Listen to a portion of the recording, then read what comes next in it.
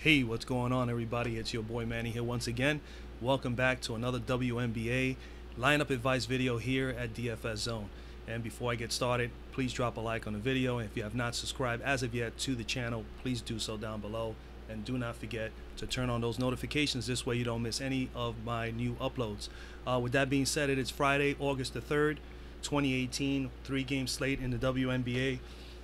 We have Chicago at Atlanta. Las Vegas is out visiting Washington, and Minnesota is on a back-to-back going out and visiting Seattle.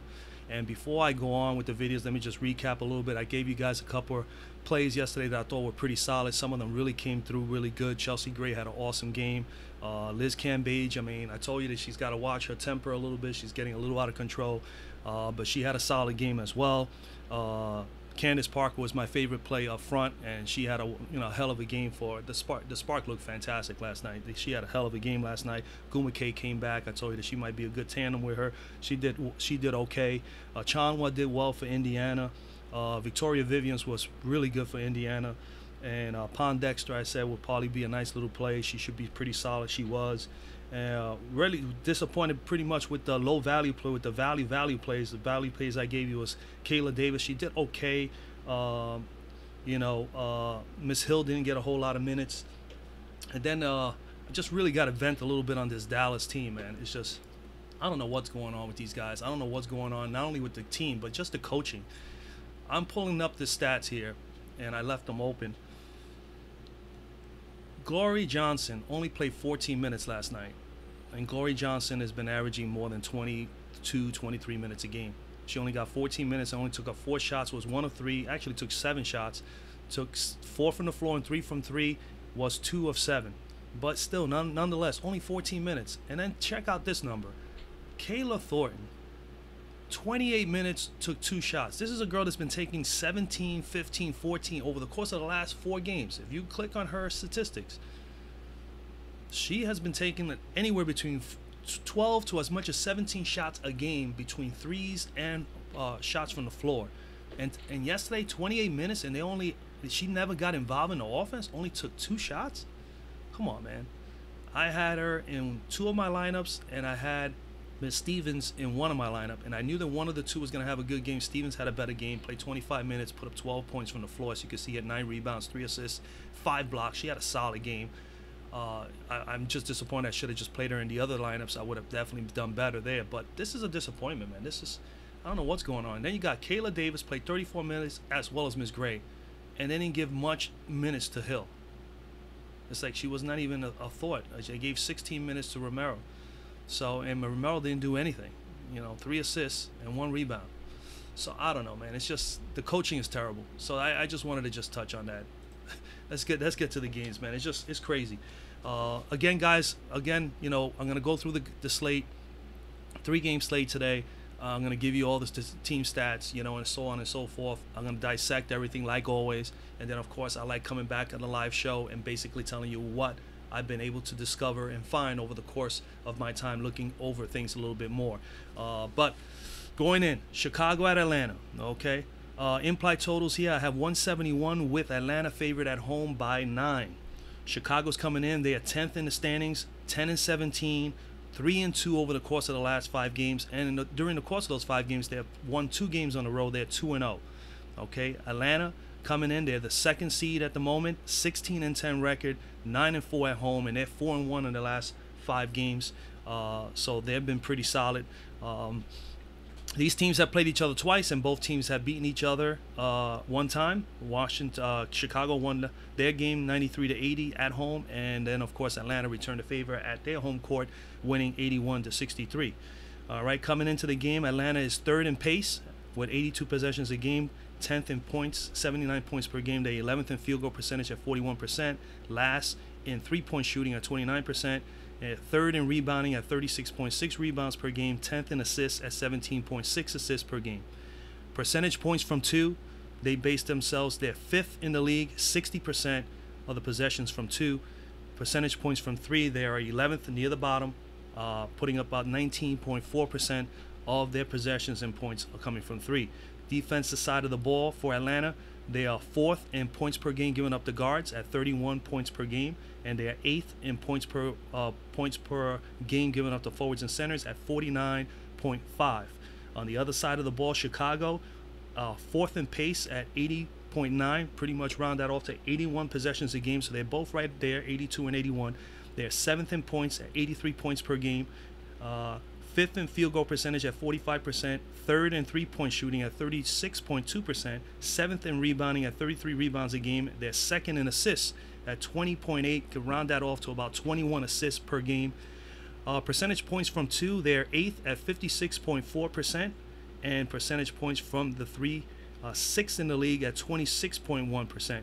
Defensive side, points per game given up to guards for the season, they're 9th at 34.2 points per game, and points per game given up to forwards, they're dead last at 53.8 points per game. Remember, these are points per game, not fantasy points per game, okay? Because you can look at it as far as Fanduel as well as DraftKings in that aspect, okay? So I just wanted to point that out. I never really mentioned that to you guys. All right, in the last 4 games, I like to get those numbers as well. In the last 4 games, Chicago has given up 57 points per game to the front court, and their average is 53.8, which is considered last in the league, as I mentioned a few moments ago. So they actually have been giving up 4, almost nearly 5 more points per game to forwards and centers, so they're very vulnerable there going into the game. As far as guards are concerned, they're giving up 35.7 points per game over the course of the last 4 games, and their average is 34.2 points per game during the course of the season. They have actually slipped there by about 1.5 points. Again, they played against Dallas twice in that 4-game stretch, LA and Phoenix, so they definitely have faced some pretty good backcourt players, and as well as some pretty solid front court players. Atlanta, on the other side, in their last 4 games, their opponents have been averaging 47 points per game up front. From their average of 49.5, they actually are playing really good up front, actually have defended 2.5 more points better than they have been during the course of the season. Opponents, the guards, same thing there. They have improved there as well. They are 20. Their opponents have scored only 27.2 points per game over the course of the last 4 games, and they're averaging 31 on the season. So they are actually 4 points better there as well. So Atlanta's coming in pretty solid in the front court and the back court, at least over the course of the last 4 games. And those opponents were Washington, LA, Seattle, and New York. With Washington, the last game they played, they coughed up 58 front court points and 26 back court points. So definitely they were vulnerable in the front against Washington. All right, we go to the game. Just right off the bat, obviously Vandersloot is in play, guys. Like I said, I'm going to dissect everything like always, and then come back for the live show later on at 6 o'clock, and we'll be able to tell you more or less what I've been able to find. All right. So Courtney Vandersloot is in play, 8,000. You need pretty much 40, and she's been pretty solid. 2 games again. They played each other twice, but she only got to play in one of the games. She did play in the last game, played 32 minutes, and put up 29 fantasy points. Let me go to the cruncher here. All right, as you can see, and a quick look here. Atlanta, where are you? Right here, 32.1 in 29 minutes. Shot 4 of 9 from the floor. Had 11 big assists. Did have also 2 steals, only 8 points. She's not going to score a ton of points. She is definitely someone that's capable of getting a double-double or a triple-double. So, you know, that's one of the things that you want to look for when you have Courtney Vandersloot in your backcourt. Go back over here. Tiffany Hayes, I like her. I'd rather pay $600 more for Vandersloot, but if you want to save, she's pretty good. Tiffany Hayes, for me, she's solid all the way around. The thing is, she doesn't have tremendous upside. She's more of a scorer. She's not one that facilitates a lot. She doesn't pass them. She's not a great assist, but she'll get the rebounds, and she can definitely score. She's more in that 25 to 29 fantasy points on average. As you can see, she's averaging 28.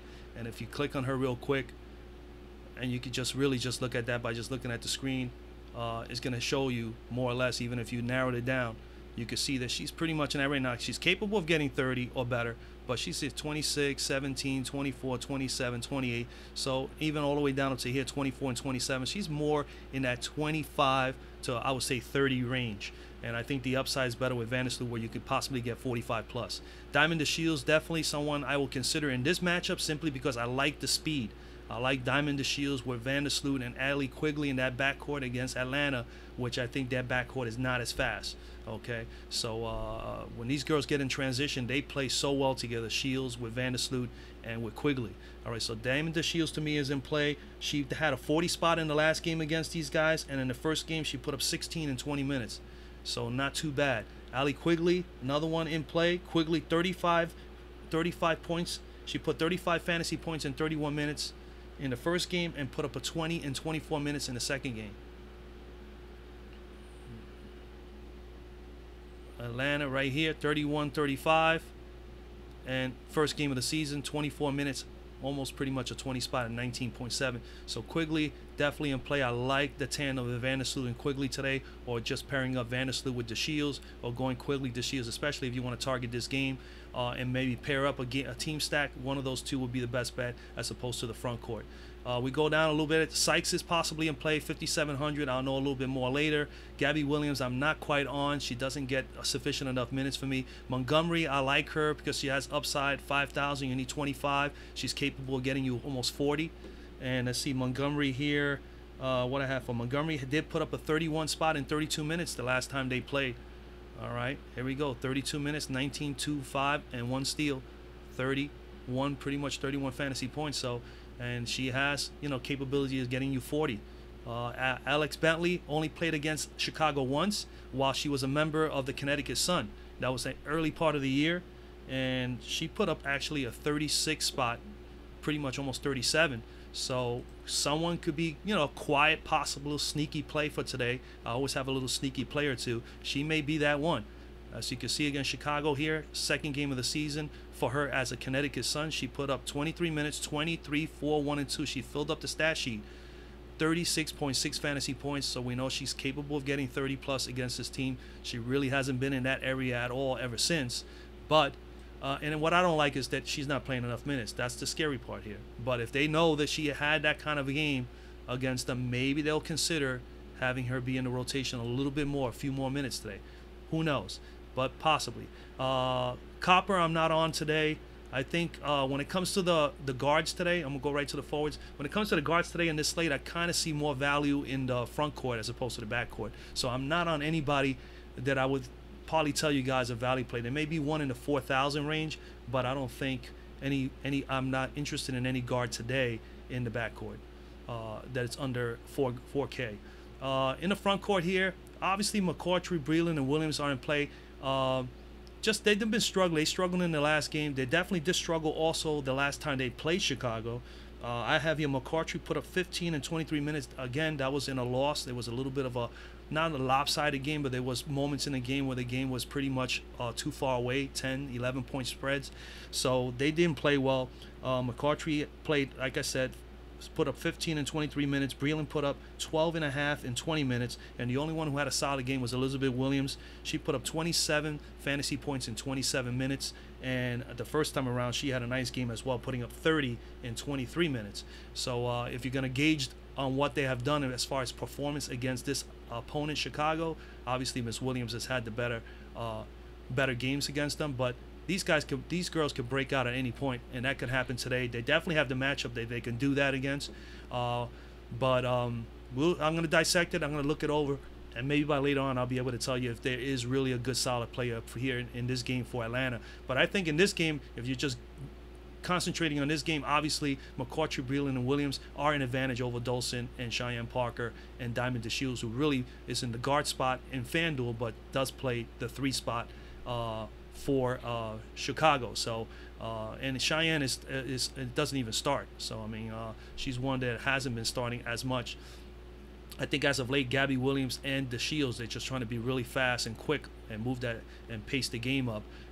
They've been starting, and she's been coming off the bench and helping out with Stephanie Dolson. So coming down here, I definitely like Stephanie Dolson, and I kind of like the low play here, Williams, and the success she's had. So she's definitely right now, I would say these are the two girls that I'm focusing on this game here. Stephanie Dolson had 2 good games, 37.5 in 30 minutes, and she had a 30 spot in 23 minutes. So let me go over here to the cruncher. It's probably a little quicker. So I go over here to Dolson. Where is she? Steph Dolson. And against Atlanta. Here we go right here, 37. She had 6 of 11 from the floor, 1 of 2 from 3, and she had 5 rebounds, 5 assists. She did a little bit of everything. She had 3 blocks in that game. And then in the other game, 37.5. That's the same game, 37.5. And then the prior game, 29, pretty much a 30 spot, 4 of 12. Off shooting night there for her. Definitely didn't hit any threes as well, but 6 rebounds, 3 assists, 2 blocks, 1 steal. She's had good performances, man. She's a little feisty, man. You know, she's a little tough girl. Stephanie Dawson, definitely like her there as well at that price. So Stephanie Dawson is definitely in play. And I definitely like Cheyenne Parker coming off the bench as well. Other than that, I'm not on anybody else here. I will definitely touch base on that a little bit more later. We go to game number 2. We got Vegas at Washington. Implied totals for this one is 169, with Washington favored at home by 6.5. Obviously, if there's any changes in the lines, I will share that with you at later on the show. Washington, Las Vegas comes in 12-14. They're ninth. They're the 9th seed. They're right there. Very much capable of finishing up the season and making the playoffs. They're 3-2 over the course of the last 5 games and 2-0 during the course of those 5 games on the road. Washington comes in as the 5th seed. They're 15-11, 2-3 over the course of the last 5 games, and all of those games were on the road. So they are back from a road trip where they were 2-3 back home, and at home they're 8-5. These teams have played each other one time before, and Las Vegas won that game 85-73. Coming in, Washington is 8th in pace at 79.6 possessions per game, 5th in points at 84.2, 8th in field goal percentage at 44%, 6th in three-point percentage at 34.7%, 9th in rebounding at 32, pretty much 33 rebounds a game, 11th in assists at 17 assists per game. Percentage points from 2 are 11th in the league at 52.4%, and they're 3rd in percentage points from 3 at 28.6%.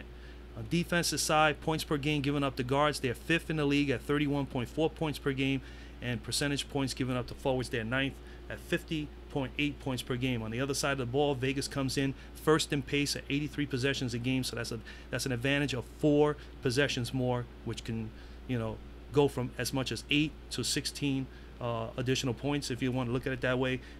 Points, they're 6th in the league in scoring at 83.4 points per game. They're 9th in field goal percentage at 43.3%, 8th in three-point shooting at 34.3%, 1st in rebounding at 37.5 rebounds per game, 3rd in assists with 20 assists per game. Percentage points from 2 there, number 1 in the league at 60, pretty much 65%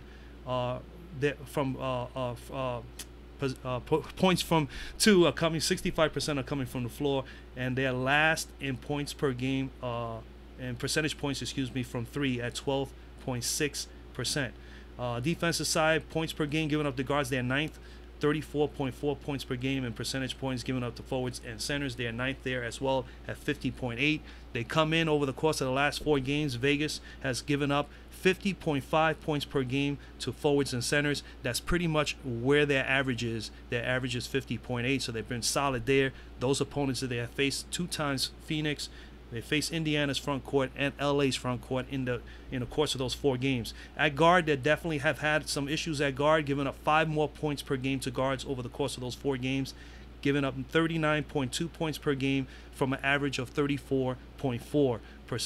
34.4 points per game. Washington, on the other hand, in the last 4 games, they've given up 53.2 points per game to forwards and centers, from an average of 50.3. So they have given 3 more points per game on the average over the course of the last 4 games against their opponents. Guards are scoring 32.2 points per game over the course of the last 4 games, and their average is 31.4. So they've actually been giving their opponents an additional 1 more point per game over the course of the last 4 games. So a little vulnerability there, more so on the front court. We go to the ball game here. Kay McBride, 7,800, definitely in play, hands down. You definitely got to consider her. It's just all about the numbers. Is she worth, in this particular slate, to play her at 7,800? They only played 1 time before, and she scored a 22 fantasy points. Let's look for it real quick. 22 fantasy points in that game. There goes right here, 32 minutes. She shot 11, 3, 4, and 2. Half forced big turnovers. I'm sure she didn't shoot pretty well from the floor. I don't have the field goal percentage for that game or how many shots she took, but definitely an off. But that was way early on in the year. Remember, Vegas is a lot better team now, and she is definitely playing really, really good ball, getting massive minutes. She has almost 50-point upside, as you can see, 40 plus easy, 1, 2, 3, 4 times over the last maybe 7, 8 games. So McBride is definitely in play. I mean, you know, good matchup here. Christy Tolliver, feisty, tough. She loves getting up for these games, so do not fall asleep on Christy Tolliver at 6,200. Pretty much you need 30, 31. She is good for like 20 to 25 on a regular basis.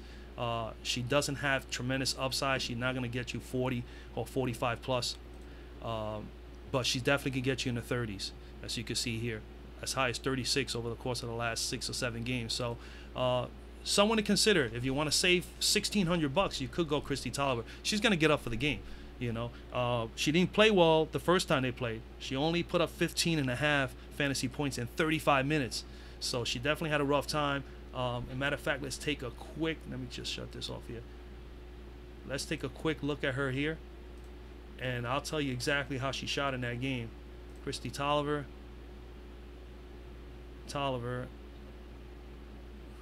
against Las Vegas. Had to be at the beginning of the year, right here. Christy Tolliver played 30 minutes. That's correct.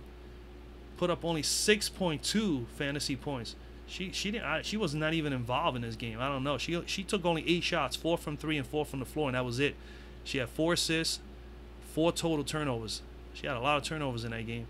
Wasn't in big foul trouble. I don't know. It was just a bad game for Christy Tolliver, but she'll get up. She gets up for these games. If you think about it real quickly, just to prove a point. I mean, Dallas 32, okay. Going up against Seattle 36, LA 27.5. She did bum out here against Phoenix. Connecticut 35. Just to point out a few. Chicago with their decent backcourt. They're not great defenders, but 36 spot. A 40 against Connecticut. So she's had some moments. She gets up for some of these big games against the top opposition. So I would not fall asleep on her. So definitely someone to consider.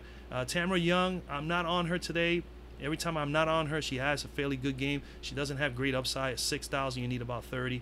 KP, definitely like Plum, like always. She's a cutie pie in my eyes. Let's see here.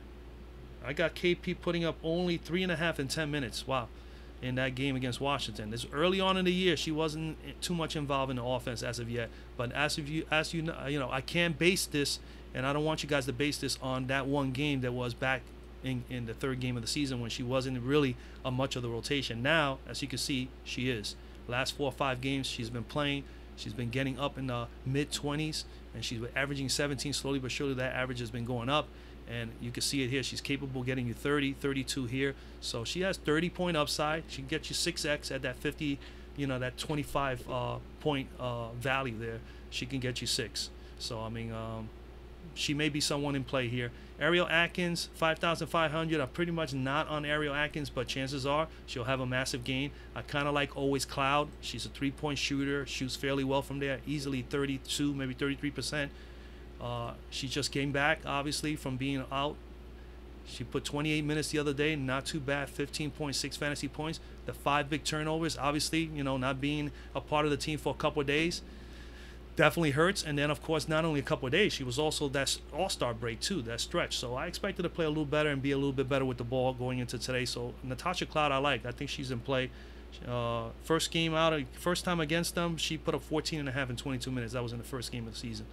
All right, down here, I'm not on Pratt, Jefferson, Curry, either one of these two. You could take a stab at either one of these two if you want to go with a value play. That probably will be the only two I would consider in this matchup.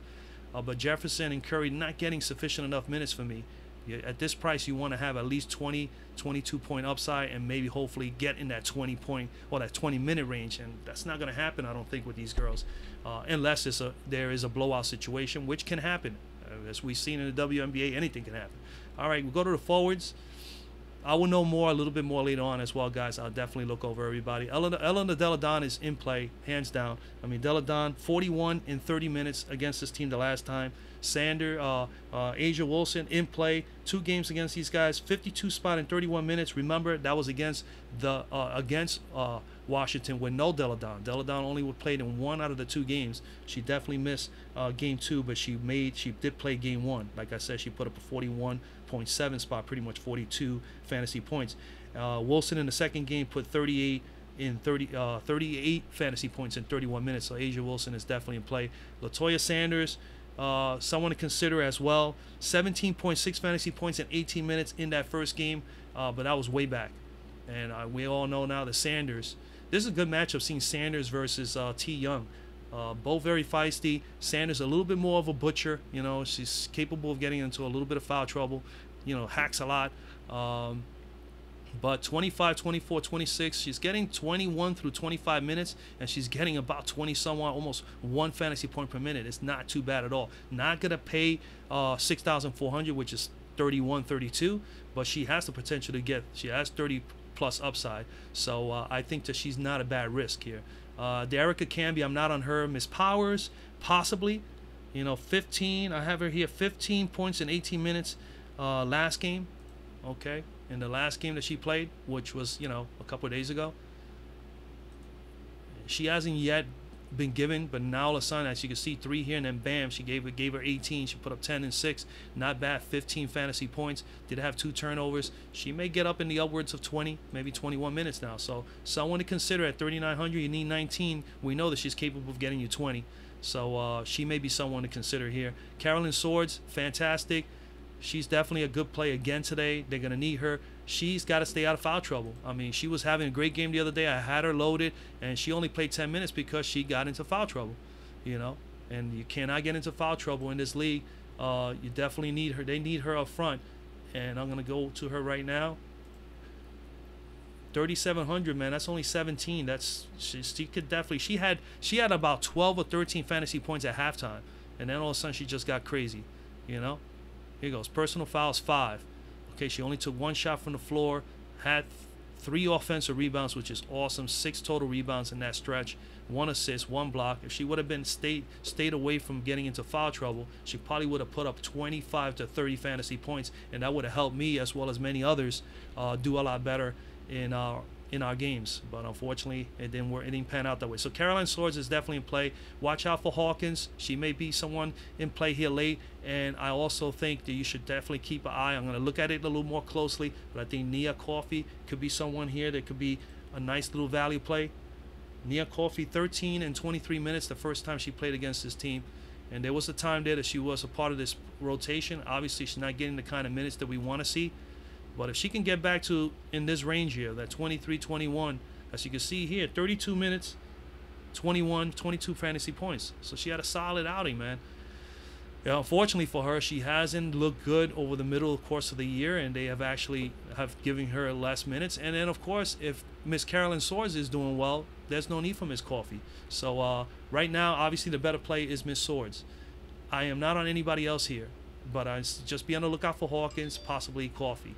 All right, let's go to the last game here. Game number 3, Minnesota at Seattle.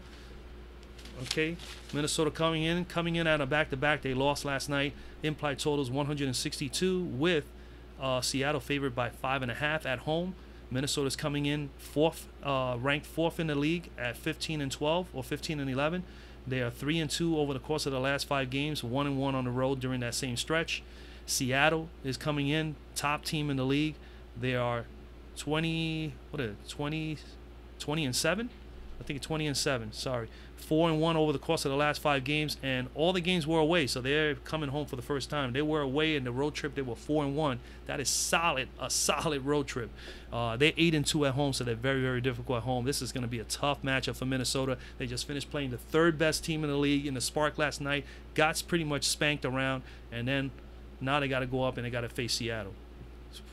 It's brutal from go to LA to Seattle, and then I mean it's gonna be brutal for them. So we'll see how they pan out. We go into the okay. So where are we at? Pace. Seattle coming in 7th in pace with 80 possessions a game. They are first in points at 87.6 points per game. They are first in field goal percentage at 47%, first in three-point shooting at 36.2%, sixth in rebounding at 35 rebounds per game. They are first in assists with 21 assists per game. Percentage points from two, they are 10th at 53.7%. Obviously, they are a team that focuses, their game is pretty much getting the three-point shot going. Percentage points from three, they're number one, obviously, at 29.7%. Obviously, they're number one in three-point shooting percentage. That means that they definitely are going to be pretty high in percentage points from three.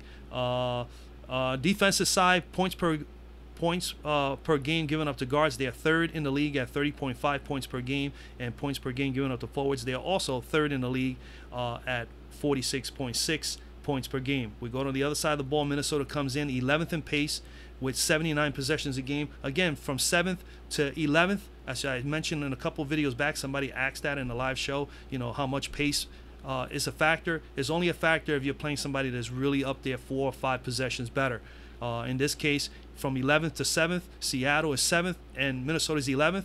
The difference is only 1 possession. Seattle 80, Minnesota 79. So like I said, it's like only the top teams, like the top 3 or 4, may have that 82 to 83, 84 possessions a game. All right, back to the stats here. Minnesota is 11th in scoring at 78.5 points per game, 7th in field goal percentage at 44.3%, 8th in three-point percentage at 33.7%. They're 5th in rebounding at 36 rebounds per game, 7th in assists at 19.4 assists per game.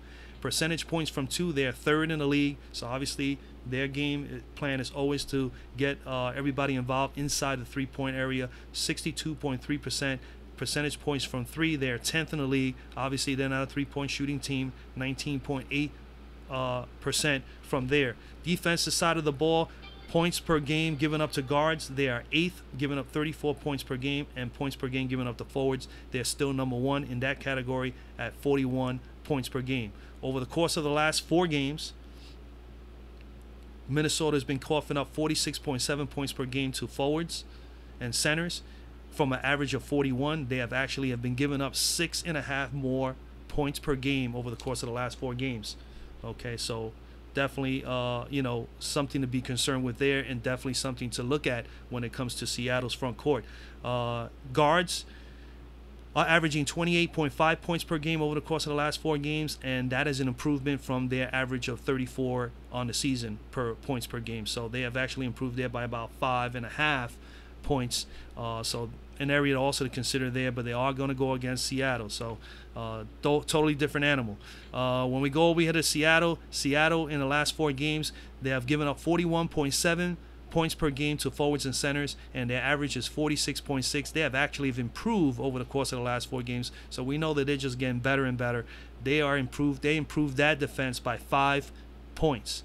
Okay, opponents have been scoring 35 points per game in the backcourt, but their average is 30.5, so they actually have been giving up 5 to almost 5.5 more points to the backcourts of their opponents. So something to consider there when you're thinking about Minnesota. But when you're thinking about Minnesota, they don't have a powerhouse backcourt like Chicago or like some of the stronger teams like Connecticut and LA and stuff like that. So I'm not going to be too concerned there.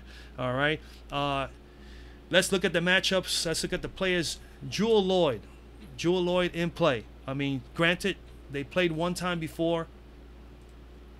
Miss Lloyd, they played earlier, and Miss Jewel Lloyd, Minnesota, I think she didn't play. She only put up a 9 spot in 27 minutes. Now, granted, this was a blowout. They lost that game to Minnesota. Remember, I forgot to mention that these teams have played each other once, but it was back on June 1st. Okay, and Minnesota won 91-79. This team, Seattle, is much better than they were at that point in time. Even after they lost that game, as you can see here on my Fantasy Cruncher, they won the next 5 games in a row. They turned it around. I mean, they bounced back from that. They definitely want to get back at Minnesota, obviously. So today is going to be a big game for Seattle, and they're playing really, really well right now. Probably better than they were playing when they finished playing Minnesota and won those 5 games in a row. So definitely Jewel Lloyd is in play. 50-point, she has 50-point upside. It's going to be tough to handle her and Sue Bird and even Canada coming off the bench, who has been playing well and has played well against this team as well. So I definitely like Jewel Lloyd. Sue Bird, if you don't want to pay up $900 more for Jewel Lloyd, which I prefer you do, then maybe you go down to Sue Bird. I think that just the two guards and maybe even Canada coming off the bench is going to be a bit much for Minnesota.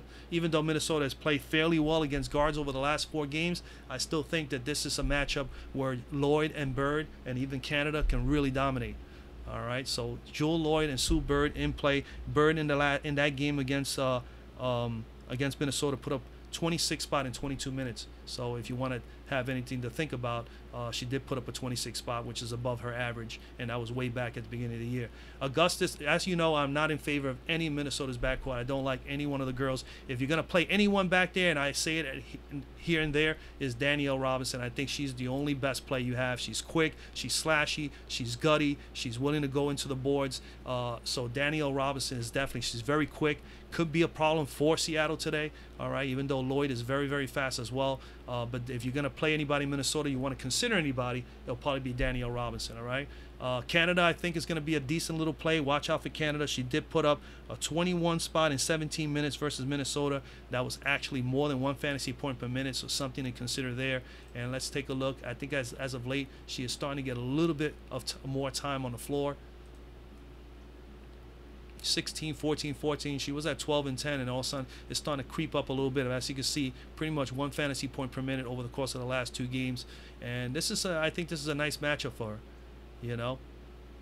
And you go back here and you look at the game against Minnesota real quick. 17 minutes, 13, 5, and 3, 21 fantasy points. So she had a solid go against Minnesota. And again, if the game, solid play. Remember, Minnesota blew out Seattle there. So that's one of the reasons. So if you want to look at it, it's one of the reasons why Canada played 21 minutes. So, you know, something's got to give. You always got to look back at the numbers, even minutes, and determine and look at the game stats and determine why that individual player got the kind of minutes she got or the amount of points.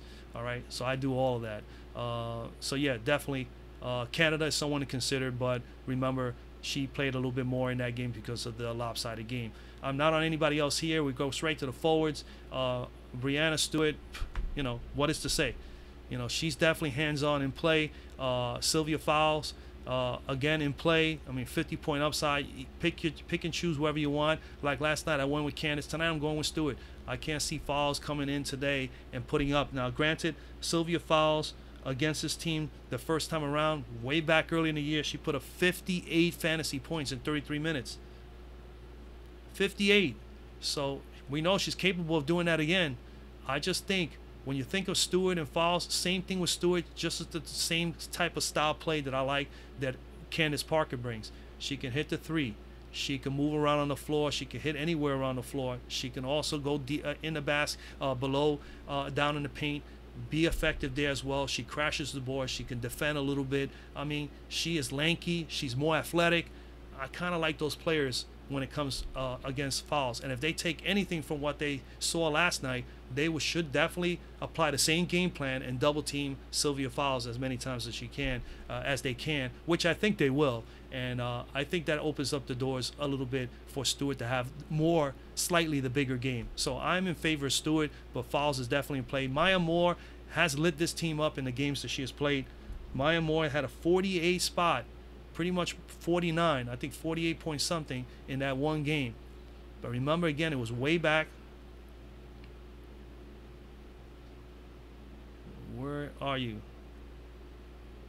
Seattle right here. 30 minutes, 48.9, pretty much a 49 spot, 32 points from the floor, more than 1 point per minute from the floor. Not even fantasy points. That's 1 point per minute. That's even more spectacular. Is she going to be able to do that again? I do not know. I mean, that game was a little bit back. You know, back here, man, that was June 26th. And she's been a little off and on, especially with a field goal percentage as of late. And she struggled last night. She could have a bounce back game. I'd rather take a stab at her as a bounce back game today than Sylvia Fowles. And I definitely like Stewart over both of them today. So, I mean, I'll be able to tell you guys a little bit more later on what I think. But I say these 3 girls definitely on play. Tasha Howard in play as well. She's been solid over the last 4 games. She has not been solid against in that one game against Minnesota.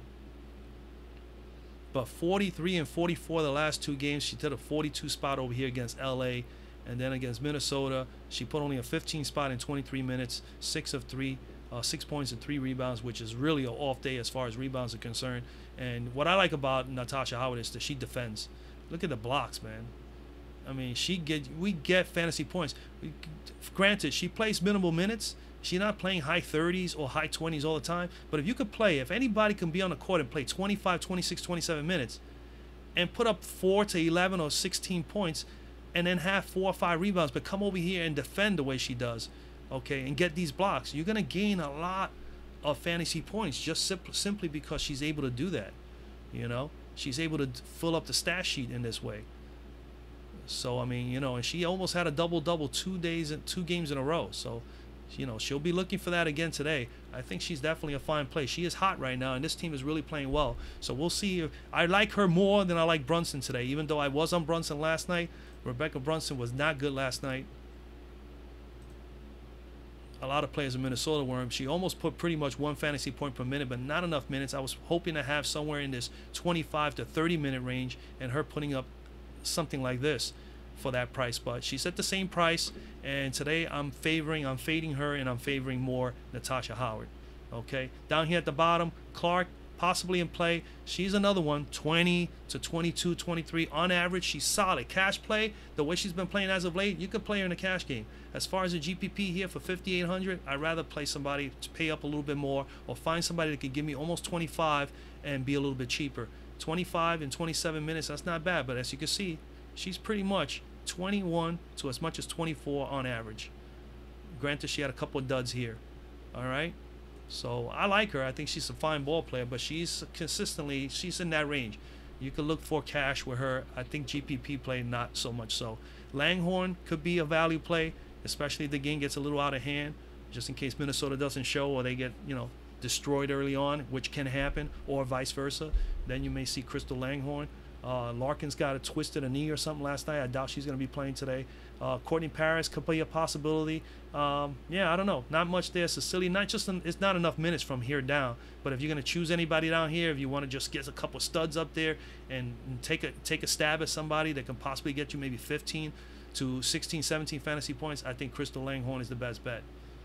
All right, that's just in my opinion. Again, all this is first look. I'm going to analyze all this.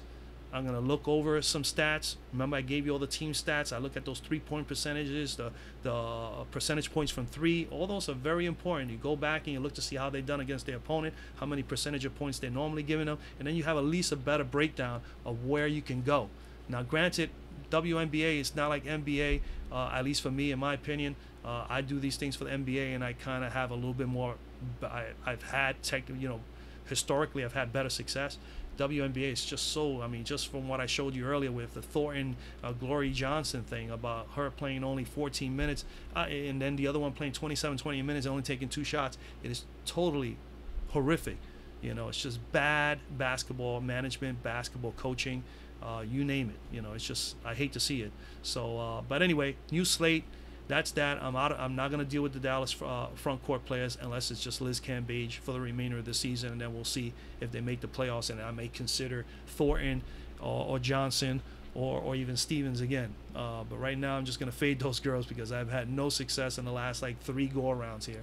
All right, that's pretty much it, guys, man. So again, drop a like on the video, subscribe down below if you haven't subscribed yet to the channel. I would appreciate it. I do appreciate those that have subscribed, those that are involved in my Facebook group. We do have a Facebook group, so go to DFS Zone. I would let you get in. You send me a request, and I will definitely allow you guys to get in. We can discuss more about anything pertaining to sports there as well. So again, I'll be back again. I'm going to dissect this, do my due diligence, and I'll be back at 6 p.m. for the live show for 40-45 minutes like I always do. I have been doing it. I've been loving it. It's been a lot of fun. Again, I look forward to seeing you guys later on. So again, and if you one thing also, man, anybody does DFS and they don't, they need information. They need someone to at least give them a little bit of insight. Have them come down. Tell them about the live event. Share it in your Facebook group or your Facebook pages. Share it with your Instagram or your Twitter. Let's get the word around a little bit, all right? So this way the community can grow and get a little bit bigger and stronger. That's what I really want. And then we got a heck of a 2018 to finish up with NFL and NBA, my two favorite sports and my two best sports to come up right now.